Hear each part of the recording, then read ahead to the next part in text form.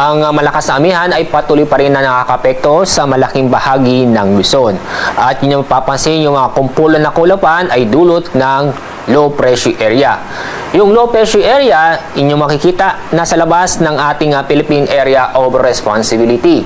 At base sa ating mga data, mababa ang tsansa na ito'y pumasok sa ating Philippine Area of Responsibility. Kasalukuyan, ang layo ng low pressure area ay nasa 1,470 kilometers silangan ng Mindanao.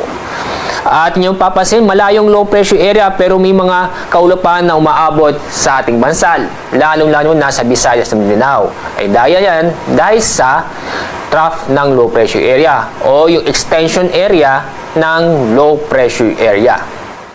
Itong northeast monsoon ay inaasahan natin na magpapatuloy ang epekto nito sa susunod na 2 hanggang 3 araw at maaaring maapektuhan ang Luzon kasama na rin ang Visayas. Samantala, itong trough ng low pressure area ay patuloy ding makakapekto sa ating bansa, lalo-lalo na sa Mindanao sa susunod na 2 hanggang 3 araw.